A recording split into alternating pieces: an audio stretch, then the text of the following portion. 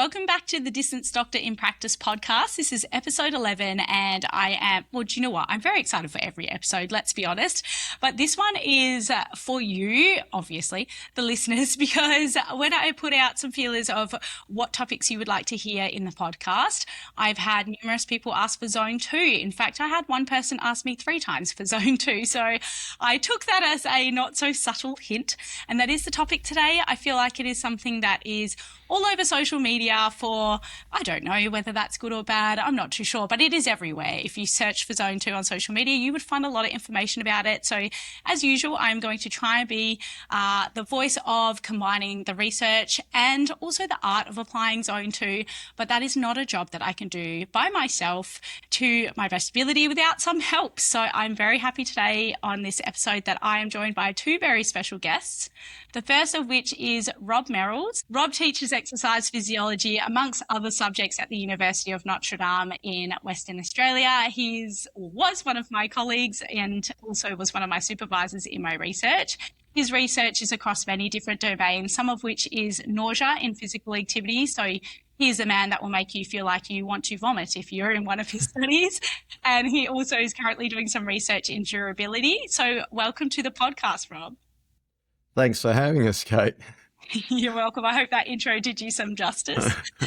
And the next guest was a little bit easier for me to ask to come onto the pod. Asked him over dinner last night. No, I'm kidding. It was a couple of weeks ago because we've been planning this pod episode for a little while. So I have Nick Baldwin here with me. He self-coached himself, obviously, to his Ironman win. So he is quite a good coach. Are we calling you a current professional? No, I'm well and truly an ex-professional. Oh, okay. An ex-professional triathlete who still likes to dabble in the pro field at times. And like I touched on, he is a coach of triathletes, ultra runners, all endurance athletes, and Rob is going to bring the physiology and the science background of this conversation. Nick, welcome. You're going to bring the coaching and the athlete perspective. Is that right? Thanks. Yeah, no, that's right. I think it's hopefully I feel a bit out of my depth with you and Rob here. But as I said, I'd like to think of it more from the self-coached athlete perspective, because we know so many of the listeners that you have are probably doing their own programming and scheduling and want to know how to apply everything that they hear to their own training. And so I'll try my best to try and take that angle and approach, and hopefully we'll find out loads of helpful information that people will be able to apply to their own training. Well, it's interesting you say you feel out of your depth compared to Rob and I, because really I wonder if the research is behind the coaches and the athletes in this particular topic. So we are going to go through, obviously, Zone 2, what it is, how you could apply it in your training, what are some of the proposed adaptations that you'll get from this type of training. But to be honest, the research isn't going to give us all of these answers super clearly. So it really is what we call the art of combining the research and the science and then putting it into practice with coaching and as an athlete yourself as well. So hopefully this is going to answer a lot of those questions to the best of our abilities with what information we have. And there's also some questions from social media that I've got that we are going to answer at the end as well. So hopefully our listeners will come away with a huge bundle of information. And Rob, I'm going to start you off as our very special guest. I'm going to put you on the spot. So everyone is talking about Zone 2 training, and I would like to ask you, what exactly is it? Yeah, good question, Kate. It's probably something that is a little more convoluted and difficult to answer than what everyone kind of thinks.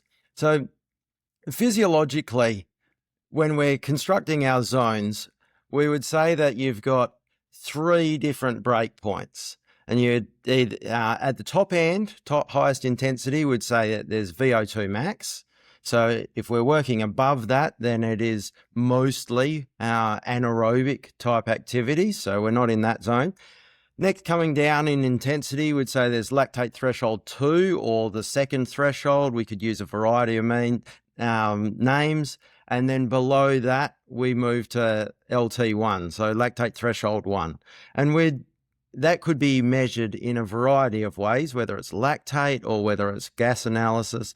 But when we're talking about Zone 2, then the definition typically describes things that are at an intensity lower than that first threshold, so the lower of those 3 thresholds. Okay, so you've explained it, I think, actually very clearly. So where is this confusion then coming from across, training concepts and social media? And, you hear, is it at LT1, VT1, fat max? Is it a heart rate zone? Or is it just easy? Why is there so much confusion, so many different terminologies out there? Yeah, because when we're trying to define where that first threshold is, then there's no real consensus on what determines that threshold. So um, there's some people will have defined it as fat max, as you've said, but we know from our Duke and Drops research that there's a lot of different ranges in intensity that fat max can occur at. So it can occur very close to the second threshold.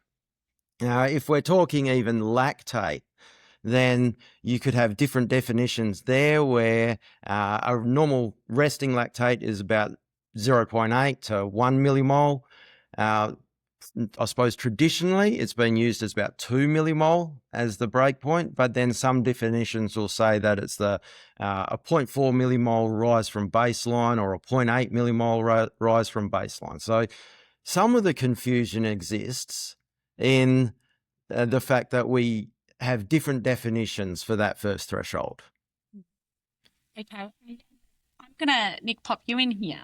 So we've got a more research-based definition here. How would you define your zone 2 in terms of like how you would explain it to your athletes if they say to you, Nick, because I'm sure you probably wouldn't explain it exactly like what Rob has said there. So in an athlete or coaching perspective, what would you generally define it as? Yeah, I thought your explanation was really good, Rob.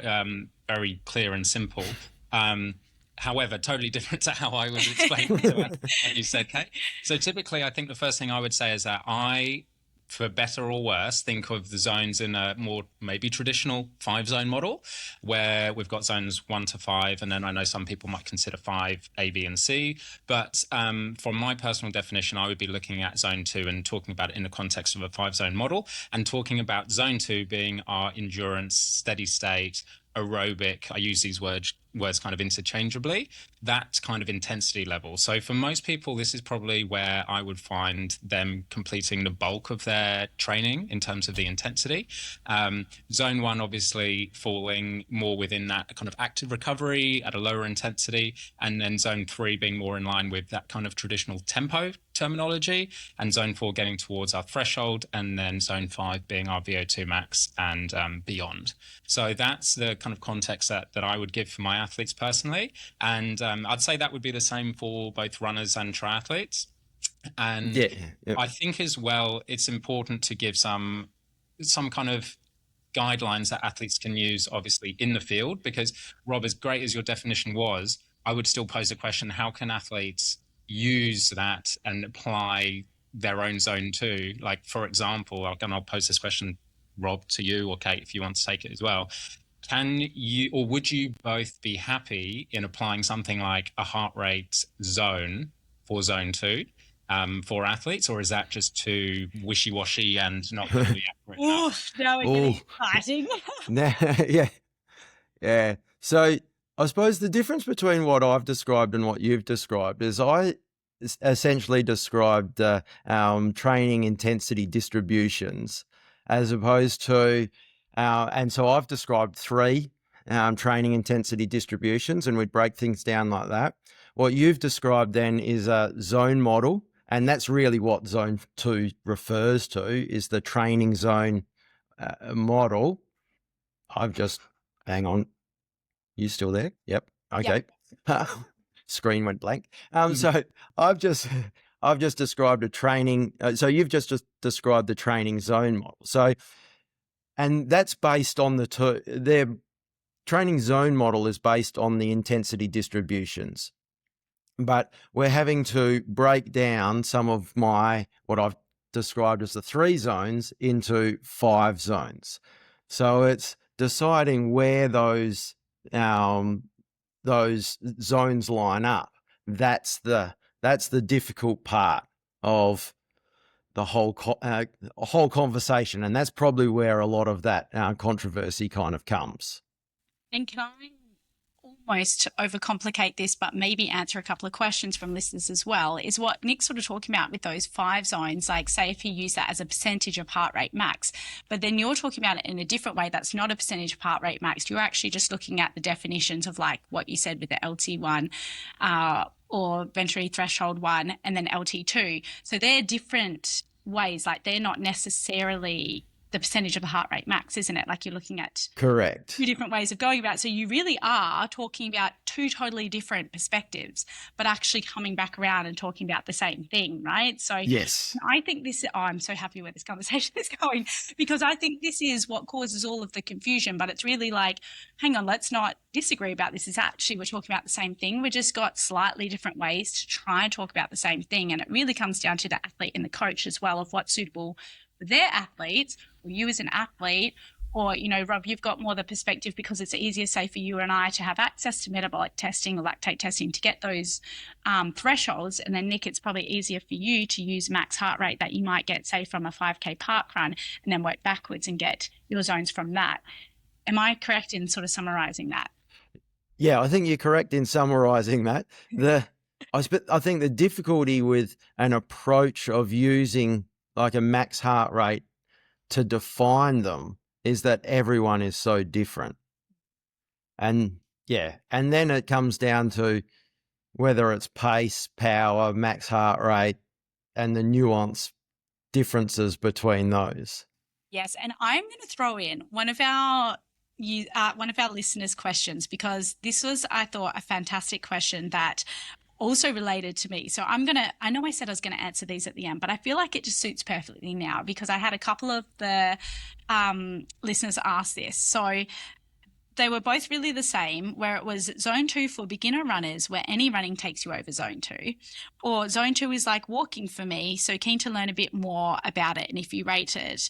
And you know, that was a general trend of a few of those questions. And I must say, if I was doing zone 2 training based off my heart rate, I'd be walk jogging, but I wouldn't be getting the proposed adaptations, which we'll touch on later, because it's actually, for me, if I used heart rate, not hard enough really to get any of those adaptations. So I would use more pace or power.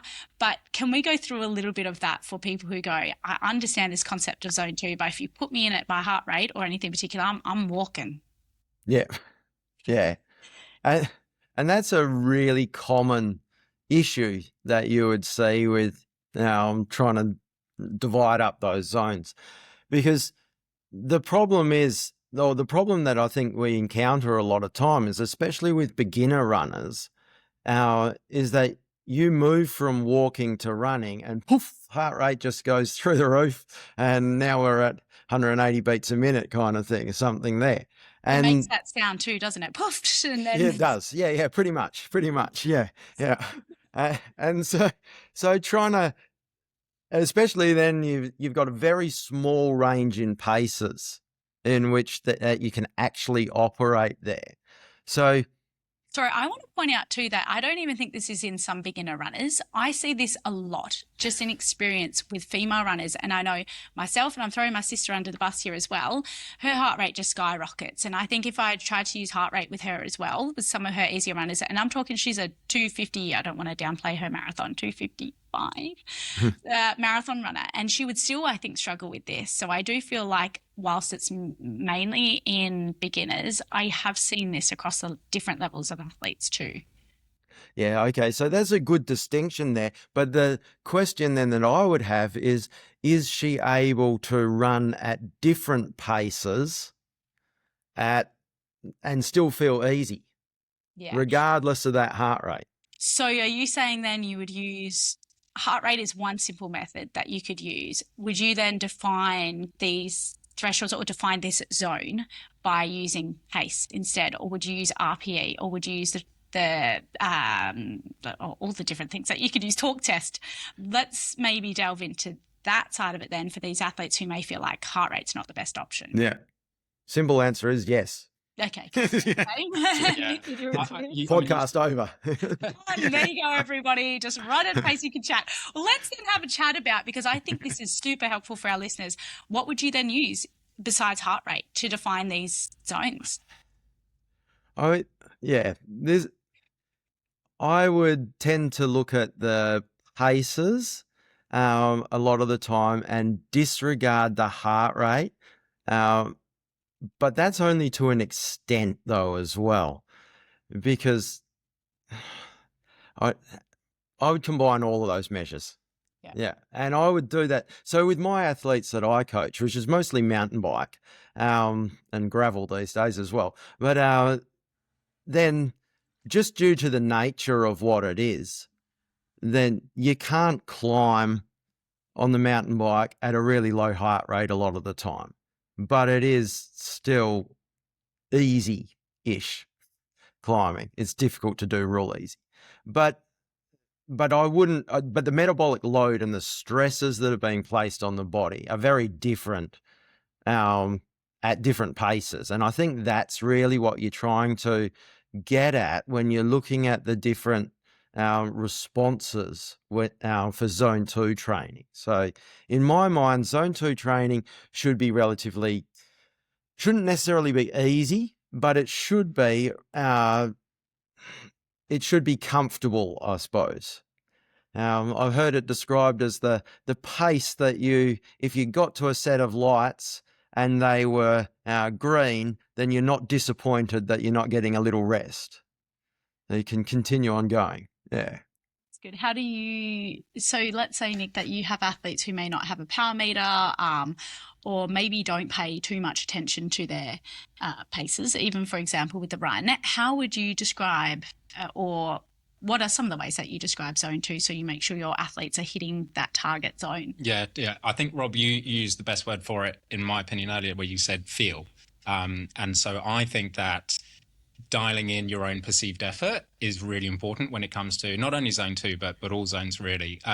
The trickier thing with that is I think it puts a lot of onus on the athlete to really be in tune with their bodies and in tune with what the effort level truly feels like. And I think some athletes are better at that than others, to be honest. Some people naturally, I think, are stronger in that regard, and other people find it more challenging. I think there is an element of truth in saying that the longer an athlete has been in the sport, the more appropriately they can probably honestly answer that question in terms of how hard am I truly working? Is this a zone 2 effort, or is this maybe getting closer towards a zone 3 effort? But I think that subjective feeling of the intensity is really important to be able to dial into. Paces and powers, I think, are really helpful as well. Then they can give you a good ballpark. I like to be quite almost vague with my zone 2, in that I like the bandwidth of it to be quite large, because I feel like it can vary quite a bit on any given day based on your levels of recovery, your fatigue, your stress, your hydration, environmental factors, all these things that can make a typical run where, let's just say, for example, I might go out one day and be feeling a little bit flat, and I might be a little bit slower in my run pace. On another day, if I'm feeling good, my zone 2 pace could be 15, 20, maybe even a little bit faster, seconds per K quicker. I would still say both of those could be a zone 2 effort and could appropriately be within zone 2, even though there's a significant change in pace. So I don't like the pace or power distribution to be too tight within zone 2. I think it's helpful for it to be a little bit wider in that regard. Okay, so this is going to lead me on to a question as well. So you go, okay, look, there's obviously a window there in that zone 2. I think we do see on social media, Strava, the social media for endurance athletes, that people go zone 2, and you see it and you're like, Karen, that's 350s. That's not your zone 2. That's way too fast. We see that a lot. Okay. No, probably no denying that. And it's slowly turning a little bit more into tempo, but I want to touch on the other end. So where is the bottom of zone 2? Where does it turn into zone 1? I know, I'm sorry. I apologize, but we can blame, my friend here, Sam, shout out to Sam Askidoran, very good triathlete. Do you think people train too hard or too easy when they're given zone 2 days? And I do also think this is a thing, because where does it turn into? Are you actually getting the adaptations of the point of being in zone 2, or do we sometimes even take it too easy? Or how do athletes differentiate? Because Rob, you touched on, you said it's not necessarily easy, but I think a lot of athletes think that zone 2 should just be really easy. Is that a common trap too, of going too easy? And where is there a cutoff at the bottom of zone 2? Yeah. There isn't. Okay. Yes, I know. So because So the training zones are a coaching construct as opposed to a physiological construct. So they're not actually based on any physiological variable. So there's no proven or established even heart rate ranges for those different zones. And you can use, say, the Norwegian zone cut-offs. So there's 5 zones, I think, in the normal Norwegian model versus the AIS model of their first 5 at the very least zones. They're very different in that below the first threshold. So the Norwegian model, it cuts the zones into 2. So they have zone 1 and zone 2 below the first threshold. The AIS method just has, it's all zone 1 below that first threshold, and then they cut the next one into 2. So there's no agreed answer to that one there. So in practice, I think we try and do it so that it is something that is usable. So you want something that is, I don't know, 10, 20 beats wide, or a usable range of paces or powers, something there. I know that I've prescribed the zone 2 as being, I've taken kind of their heart rate at walking pace, so 4K an hour or something like that. When I've been doing some metabolic testing, 4K an hour heart rate, and then that there is the kind of the top of my zone 1, so bottom of my zone 2, up to that transition point, whatever that threshold point, whichever one I'm using, for that. And so it's that it comes out as that broad zone. Now, for some individuals, like you were saying before, I used to be case that I just look at a heart rate monitor and my heart rate's 110. So I've relaxed over the years. So it does change though. Children have grown up and he's a little less stressed. That's right. And so it really does change for the individual. So I think it's more of a coaching construct than a physiological one, dividing those into zone 1 and zone 2. Excellent. And before we go on to adaptations, I'd like to ask you both, seeing as we are still obviously talking about the zones and the coaching construct of them, how would you both, now Rob, you're not allowed access to the metabolic cut, okay, or a lactate. Or a lactate monitor. You're taking away his weapons. Yeah. Same playing field as me. Actually, we have a lactate analyzer, but I'm going to remove it from both of you. Okay. What tests could you conduct for athletes? And we could talk on the bike and running that you could then construct those zones or construct a zone 2 for your athletes that you coach. What is the best test that athletes could go, awesome, I've listened to Nick, Kate and Rob. I'm going to go do this test so I can figure out my zones. I would take one of their longer efforts. So I'd be looking at something at least an hour long. Ideally, you'd be looking at 2 to 3 hours. And if you've got a nice, consistent effort in there, then I'm going to be looking at how does the heart rate change over that period of time. So if it's relatively stable over that period of time and we don't see a constant drift, then it's likely that the person is below our first threshold, so in zone 2. If we're seeing a big drift, well then there may well be over, but there could be other things going on there. It could be fuel availability, depending on the length of the effort. It could be heat, could be just a poor night's sleep, whatever, those sort of things. But yeah, I'd be looking at heart rate drift, and I'd also be looking at how's the person actually feel? Can they hold a conversation? Those sort of things. I think the conversation talk test is commonly used, and I think it is a good one. What about you, Nick? Yeah, I'll echo what Rob said about the conversational kind of effort level. I think that's always a really good word to use with athletes in terms of helping them get a gauge as to what the effort should feel like. I kind of say to people that you should feel that you can carry on a conversation with a buddy if you're running with them or riding with them, certainly. And if you feel that your conversation's broken or you're struggling to string sentences together, it's probably a pretty good indication you're going beyond that zone 2, which is intended. So I think that's a really, really good way of doing it. I think if appropriate, so from a run perspective, if appropriate for the athlete, if they're well trained and essentially ready for it, some form of benchmark testing can be really helpful, whether it be something along the lines of a 10K or a 5K effort, and then extrapolating some pace zones based off that. I think that's a solid way of getting in the ballpark. And then from there, kind of dialing in a bit of a range for zone 2, and then just essentially monitoring some data over a period of time, over early weeks and months, and then hopefully both the coach and the athlete will get a very good gauge as to where that zone 2 falls. If that's not appropriate for the individual, because something like a hard 5K or 10K effort is obviously not something you want to just dive into if you're just starting to get into your running journey, for example. Obviously the injury risk is high, so if that's not appropriate, then going back to those more like RPE, I think, and subjective measures, I think is very helpful. I'm personally not a big fan of prescribing RPE on a scale of 1 to 10, because I find that in my experience, athletes have a totally different perception of what Yes. 2, 3, 4, 5, 6 out of 10 is. And this, this could go for all three of us. We could have within ourselves a totally different gauge of it as well. Unless you actually show them the scale, but even then it's way off. Yes, because I have generally heard that zone 2 should be about a 5 out of 10, but I just don't feel it. That doesn't fit with me at all. But then that could be the zone scale, the RPE scale that the person is using, because I would always use a Borg scale.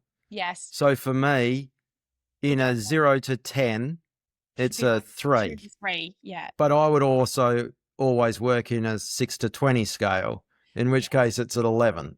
Yeah. So this is where I always use with my athletes, going by the conversation. Yeah. And I explain to them what type of conversation, though. It's not just like, can you have a conversation? It's like, well, yeah, because I could have a conversation when I'm racing. It ain't pretty. Actually, no, I couldn't. Well, it depends on the race. You could try it. You're good, Red. Okay, have you? You're not racing hard enough then. No, I know. Yeah. That's what Nick says to me. He's like, why are you waving to me? Go work harder. I'd be like, have you heard about my podcast? But it's that type of conversation as well. So I'm always clear about that too.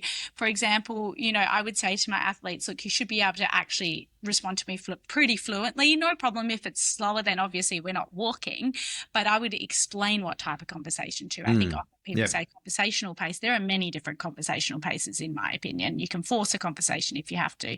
So that is something that I try and get clear as well. Without opening another can of worms, another here we go.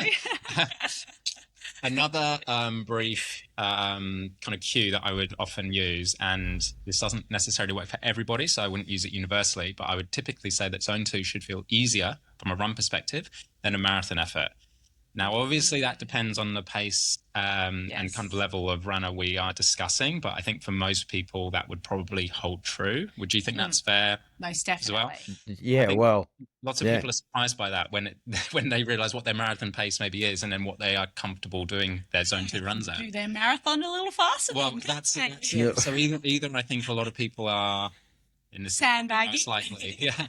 I think it's more likely that lots of people maybe overestimate their zone 2 paces and maybe go a little bit faster than they probably should. So my typical rule of thumb is, if in doubt, go a little bit easier rather than a little bit faster, which is what you said earlier, Rob, with regards to there being no downside to the lower end.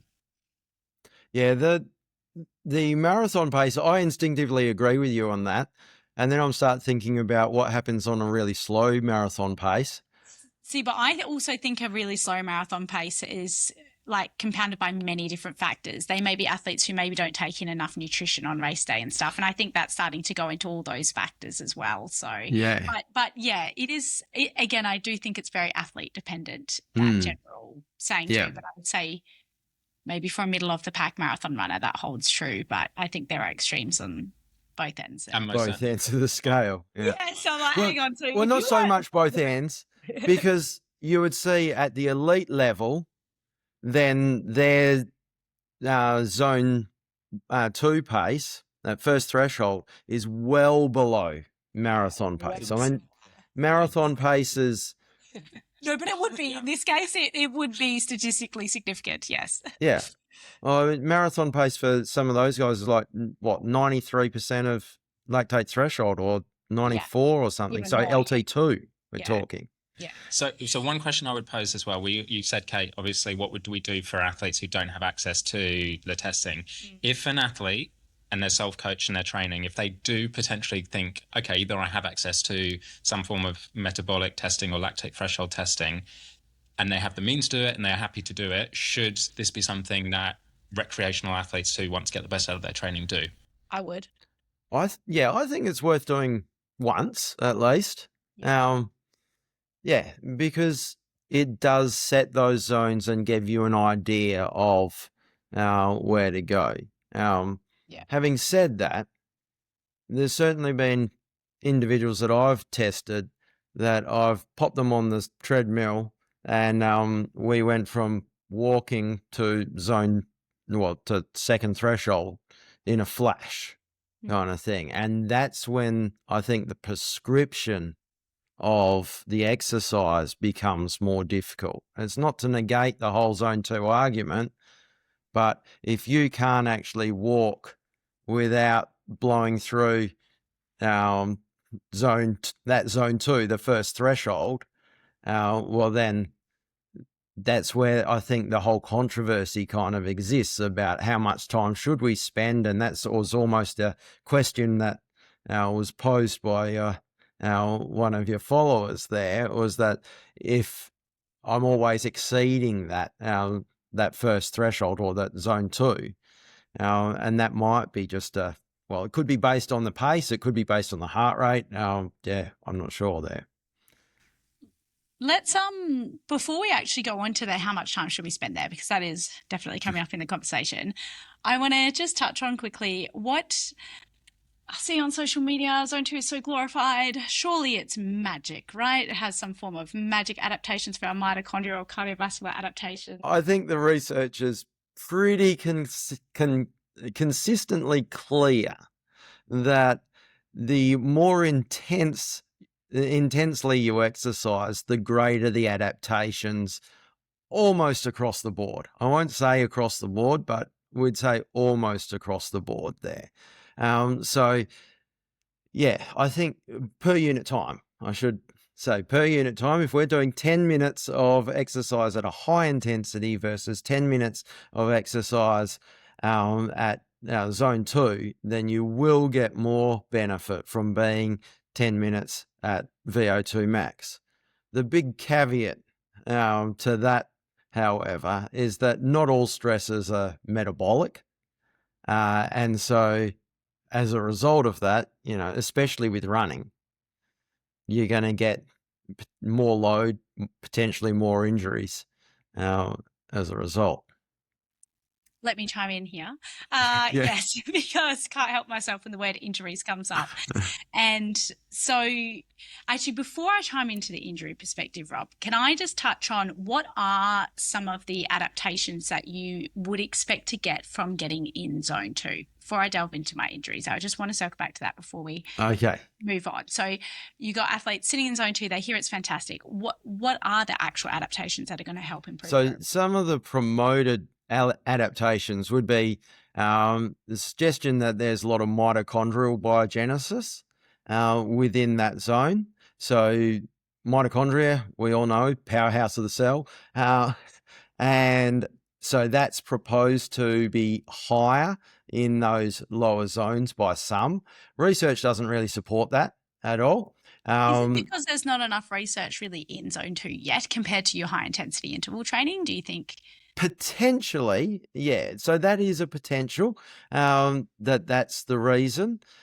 However, like even within all of those comparative studies of even at walking at slightly different intensities, you see better results in those that do a interval style walk regime as opposed to just a straight low intensity walk. So it seems to be across the board that you get better evidence for the higher intensity. So, but yeah, mitochondrial biogenesis is one. Increased capillary density.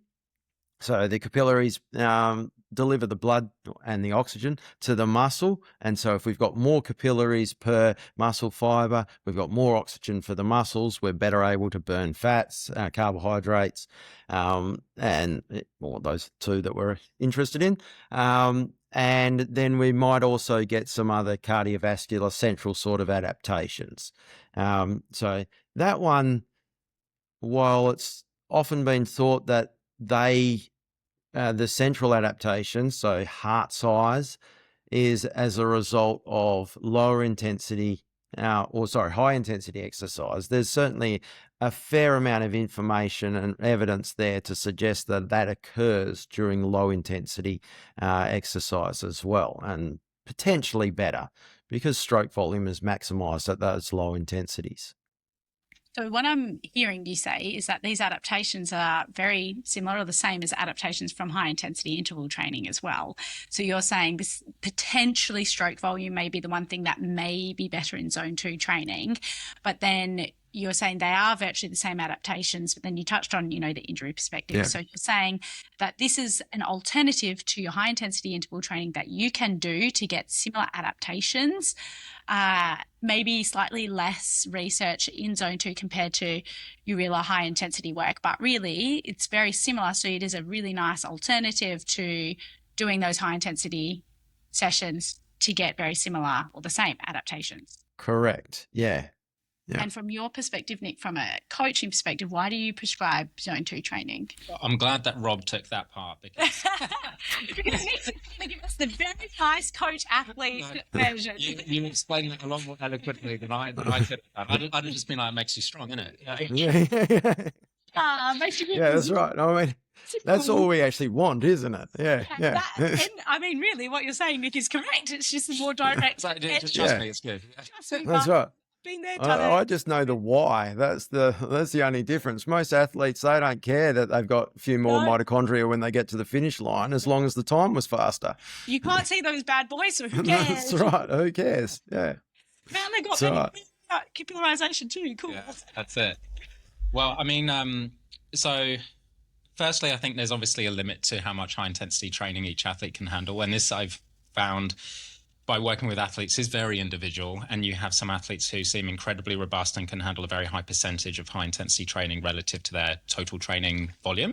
And then you have athletes who, unfortunately, sometimes through no fault of their own, are at the other end of the scale, and they seem to find higher intensity training a lot harder from the perspective of increased injury risk and susceptibility to injuries. So I think that understanding where you as an athlete lie kind of somewhere on that scale is really important, and having a good understanding of how much high intensity training you can actually do on a consistent basis. And it's not just for a few weeks at a time, because if that then leads to you needing to take a few weeks downtime from training because you've had some injury occurrence, then unfortunately that lack of consistency is then going to count against you. So it's about finding a training balance that you can repeat week in, week out, month in, month out as well. Absolutely. So I think that sometimes trial and error, I think, is the only way that you can really understand how much you're capable of doing. But that is, I think, fundamentally important, is knowing how much you can handle.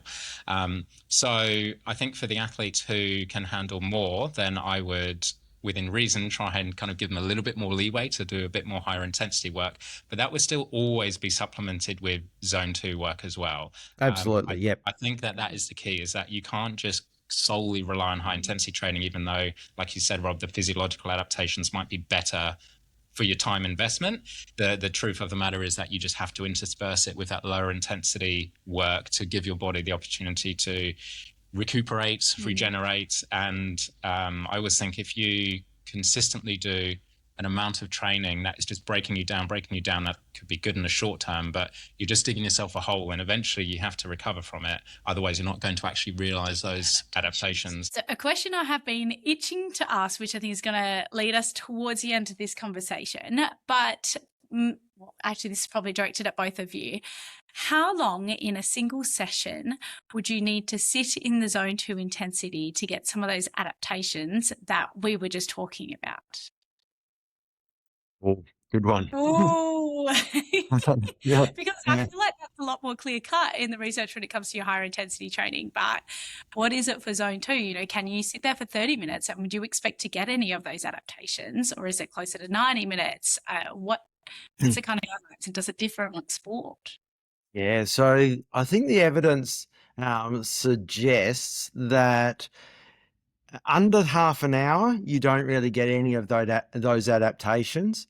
As you extend beyond that half an hour, then maybe there's some up to at like 60 minutes.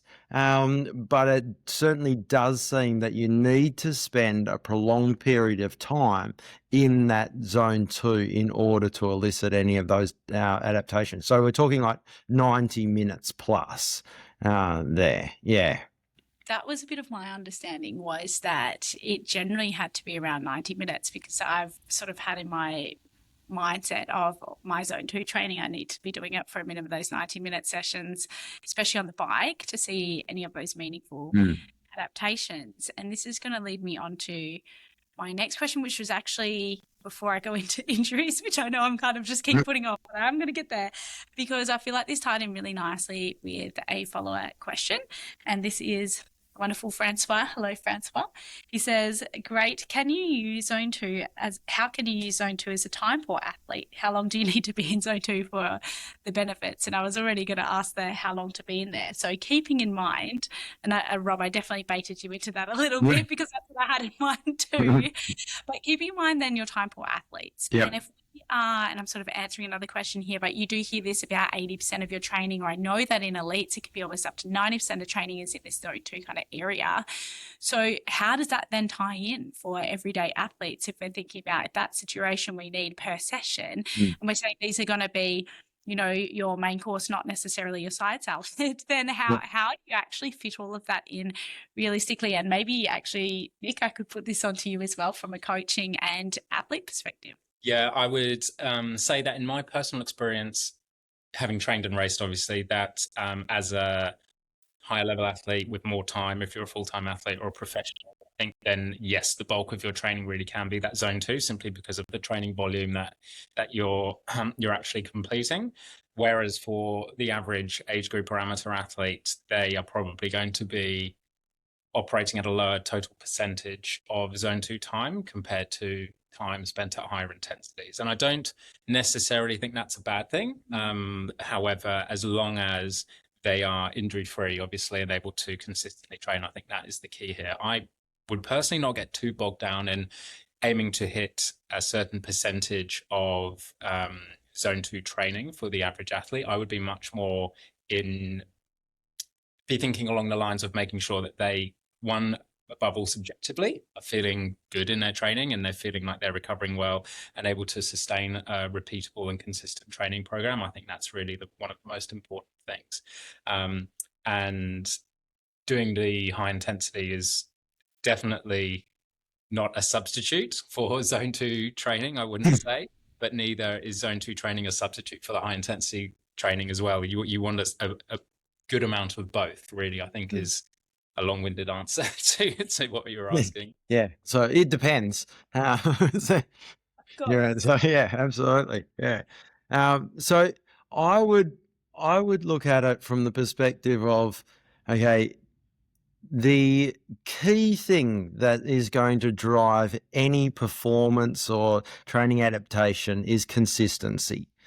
And so if you are doing so much of something that's burning you out, well, then that's going to be a bad thing, obviously. Okay. And yeah, that's the whole injury sort of side of things. And so if you take that away, so in someone who is time poor, then we do as much as we can with that time is what we're looking for. Now, if someone's time poor, then typically they're going to have a bit more recovery time.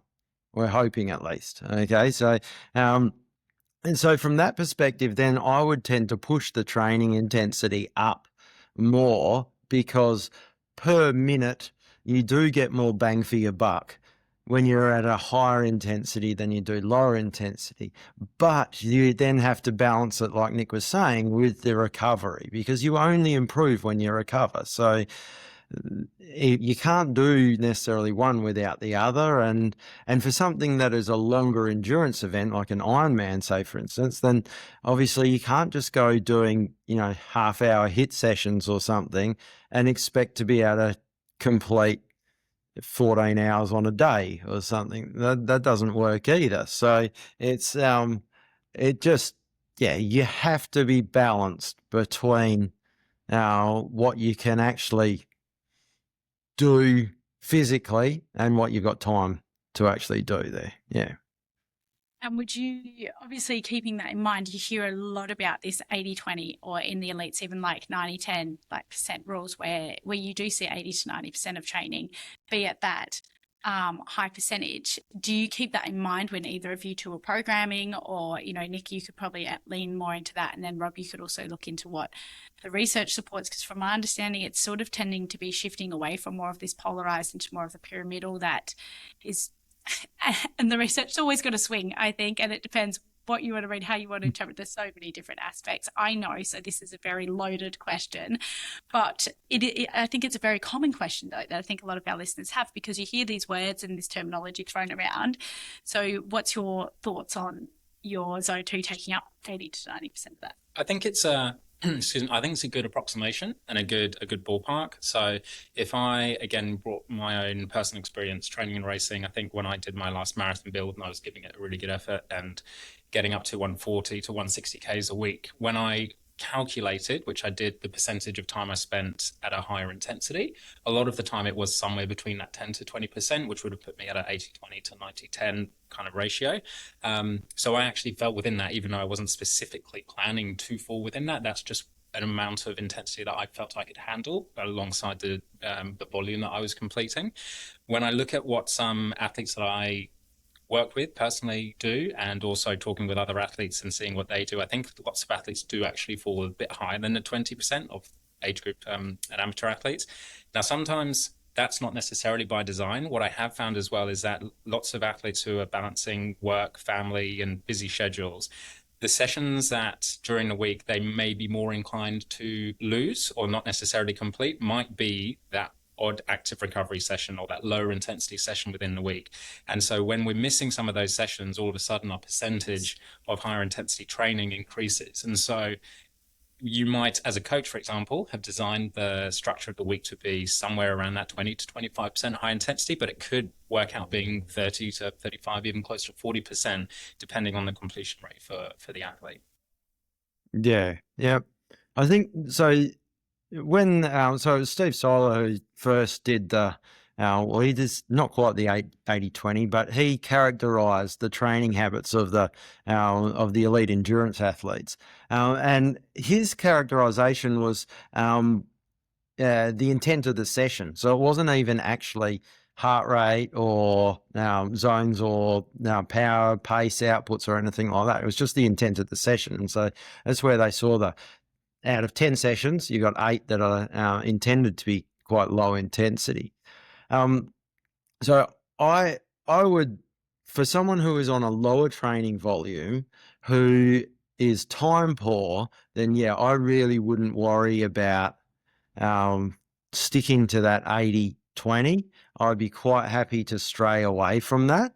And exactly how far you stray away from that is going to be dependent on, I suppose, the event that you were training for, the total amount of time that you have available to train, and then your ability to recover from whatever that training is. So ideally, you're wanting to make the best use of your time, but that doesn't necessarily mean sitting between the thresholds and just going out tempo, threshold, whatever the word you want to use for each of those sessions. There still should be a balance in there, because you want to have enough energy to do those hard sessions hard. And that's what I think that's the idea of the easy sessions, is really to allow you to do that, and to also to earn the right to do the harder sessions. Yeah. I feel like we've got this little my pinnacle moment of my word, which I've been putting off, because both really, well, throughout this whole conversation, have touched on a few things, especially Nick, where you said in your big marathon build where you had more time, you increase the training volume by increasing generally zone 2. And this is where I feel like people get tricked into almost thinking zone 2 is safer for preventing injuries. And there are two sides to this, because first of all, if you're thinking about things, for example, like tendinopathies, then they are generally one of the most common injuries in long distance athletes. Then yes, they don't generally like speed. They don't like sudden accelerations, decelerations. So you might think, okay, look, if I'm not doing those higher intensity sessions, I'm not putting that speed work into my example Achilles tendon, then sure. But then if you are increasing loads and you're aiming more for your zone 2 work and you're doing longer durations, there is actually some research to support that in your longer distance runners, they're more likely to get Achilles tendinopathy than those doing the shorter, harder sessions for shorter duration work, because it's that continual fatigue that you're putting into the Achilles tendon, the change in the biomechanics. If, for example, like if your Achilles tendon's getting a little bit weak, or it's fatiguing throughout your longer runs, or just in that monotonous type of work, that's going to redistribute loads to your hips. So you might end up with a gluteal issue or something instead, because you're doing them generally for a little bit longer durations.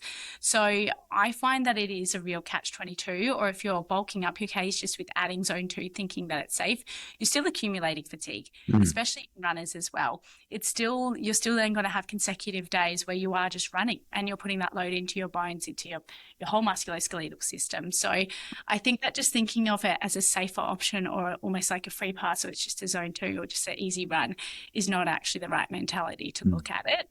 I think that, of course, again, it depends on just like what we're saying of how you're going to distribute your load too on you as an athlete. I think, even for us too, Nick, like you and I are doing the same program, you could handle it so much better than me in terms of injuries, just because of your training background and your injury history compared to someone with the likes of myself. So it really, really does depend, but I would definitely put some caution out there of thinking that it is necessarily safer, because in some perspectives, yes, but in some perspectives also no. So I wanted to put that out there, because I have heard zone 2 just lets you rack up Ks, you don't have to worry about injuries, which is just not the truth. I would say on the bike, generally you are a little bit safer because you don't have that impact. So I would say that overall on the bike, it is probably a better option in terms of minimizing injury risk and your overall fatigue. But then you've got to think about all your other aspects too. Are you fueling after? If you're increasing your time in your zone 2, that's still energy expenditure. You don't refuel properly, you're going to put yourself at risk of injury that way. But obviously there's none of that ground reaction force in your cycling. So I'd say that it is a little bit safer at the cycling, but in running, definitely not a free pass, or that thought process doesn't fly with me. Yeah. Swimming? Swimming? Oh, this is really good. I feel like we've ignored swimming a little bit. Swimmers, they haven't got I apologize. I have a massive bias on swimming, I must say, because I could rack up massive swim Ks and not get an injury in all my roto training. And so I am a little bit biased. I think if you've got good technique, you've got a solid swimming background there, I think there's a lot of zone 2 work in open water long distance swimmers, and they do seem to all tolerate it pretty well. So that's more, I would say, Rob, just anecdotal and from what I've experienced my time. I've got nothing. So yeah, I'm so sorry, my swimmers. I will look into that a little bit more for you. I would say obviously same kind of concepts apply, but I think that a zone 2 swim in fact, I did one the other day where I was just going that, zone 2, what I would classify as that zone, just thinking about technique the whole time, and I pulled up really well. But that is really just from coaching swim experience. So I can't speak too much into that. What about you? Well, I was going to say, I actually, you don't swim.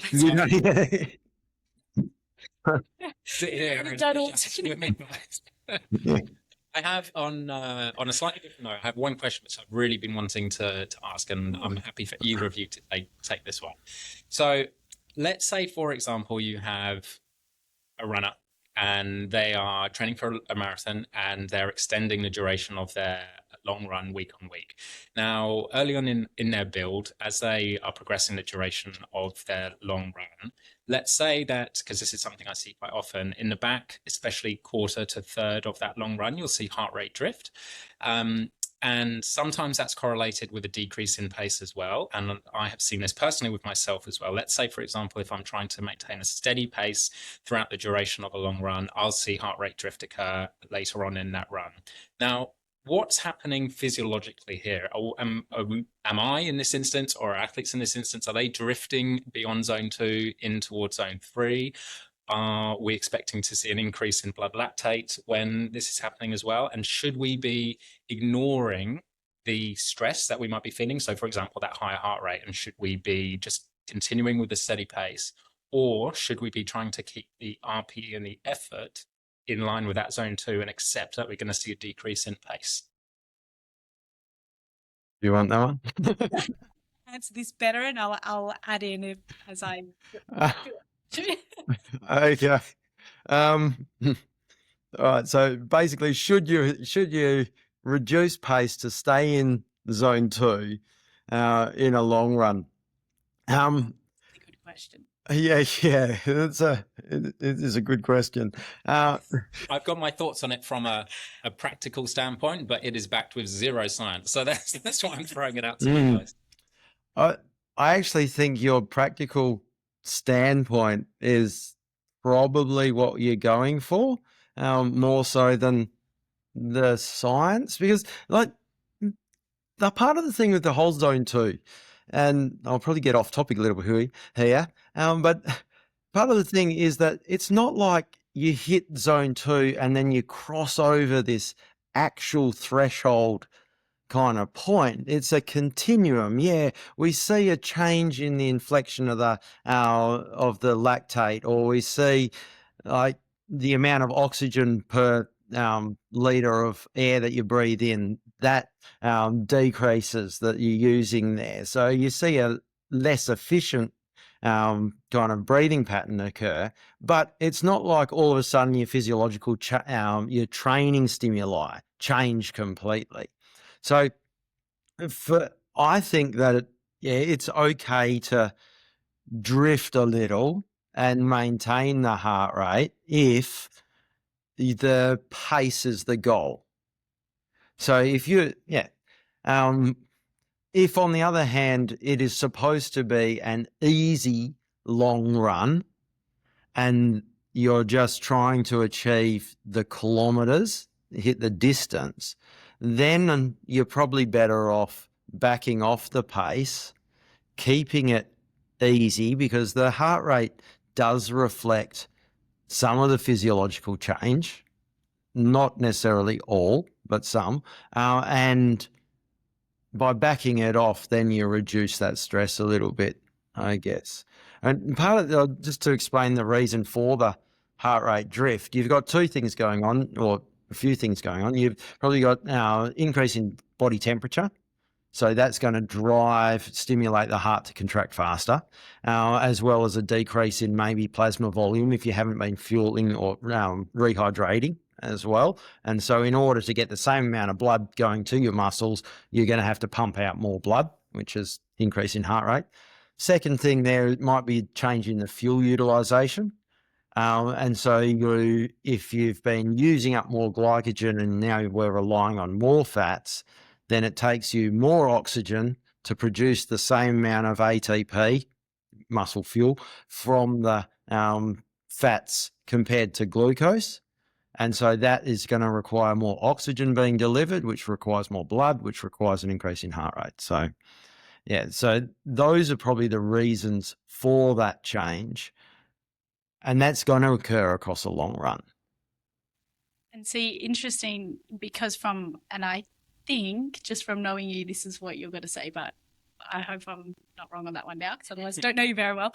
But I don't really train with heart rate. I like to just give more feedback subjectively, look at my paces, then just be aware of nutrition, the environment, etc. So I wouldn't slow down based on that, because I don't actually have that objective feedback.